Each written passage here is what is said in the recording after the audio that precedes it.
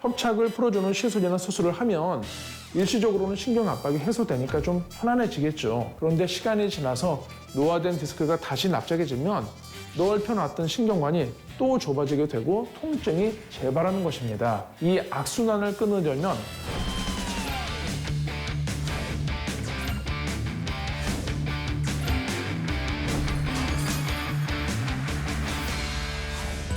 안녕하세요. 재정형외과 서희수 원장입니다. 척추관 협착증 환자분들 중에서는 시술이나 수술을 받았는데도 증상이 잠깐만 좋아지고 다시 재발했다고 호소하시는 분들이 계세요. 신경을 누르는 협착을 풀어줬는데도 왜 통증이 다시 생기는 것일까요? 오늘은 협착증에서 시술이나 수술 후에도 증상이 재발하는 이유를 알아보겠습니다.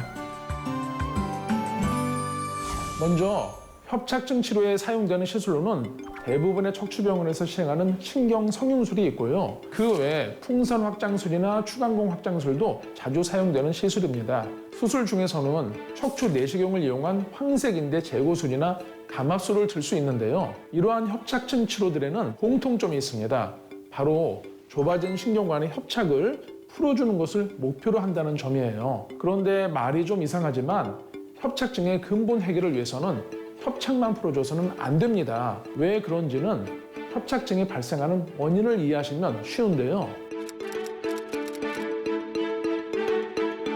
나이가 들면서 디스크 높이가 납작해지면 척추뼈 사이의 간격도 따라서 좁아지게 됩니다. 그럼 뒤쪽의 황색인대가 쭈글쭈글하게 접히면서 이미지에서 보시는 것처럼 신경관을 좁게 만듭니다. 이렇게 신경관이 압박되어 신경목이 졸리는 것이 바로 척추관 협착증이에요.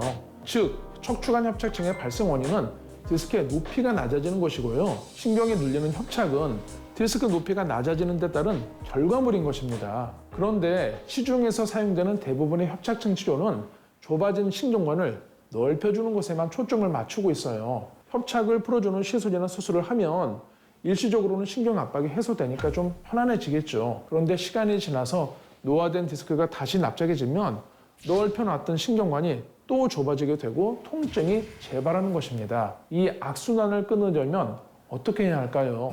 바로 퇴행성으로 손상된 디스크를 정상으로 복원해주면 됩니다. 이 납작해진 디스크를 원래 높이로 돌려놓으면 척추뼈 사이 간격도 당연히 늘어나겠죠. 그러면 사이에 있는 신경관 구멍이 넓어지면서 협착이 저절로 풀리는 것입니다. 요약하면 척추관 협착증의 근본적 치료를 위해서는 협착만 치료해서는 안 되고 디스크 자체도 꼭 같이 치료를 해야 한다라고 이해하시면 되겠습니다.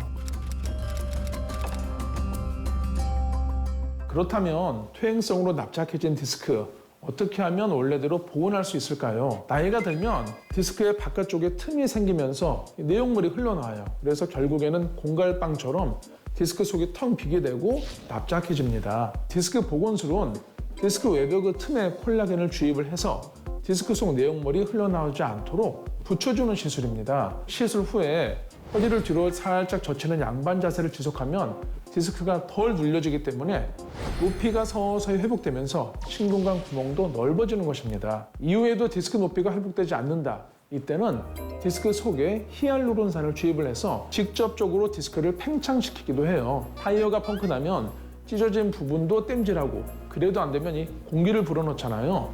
마찬가지로 디스크 복원술은 디스크에 갈라진 틈을 콜라겐을 주입을 해서 메꿔주고 이후 디스크 속에 히알루론산을 주입을 해서 내부를 채워주는 시술이 되겠습니다. 수술이 아니라 부분 마취 하에서 이루어지는 시술이기 때문에 절개나 출혈이 없고요. 따라서 바로 일상생활이 가능한 장점이 있습니다. 다만 시술 후 6개월 정도는 무거운 물건을 들거나 몸을 과도하게 앞으로 숙이는 운동은 피하는 것이 디스크 높이를 유지하는 데 도움이 되겠습니다.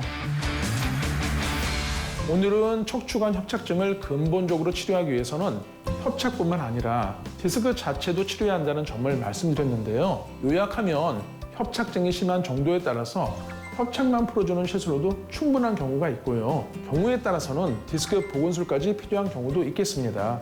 즉, 질환 상태에 따라서 치료가 달라지기 때문에 정형외과 전문의의 조언 하에 내 몸에 맞는 치료를 잘 선택하시길 바랍니다. 지금까지 재정형외과 서희수 원장이었습니다. 감사합니다.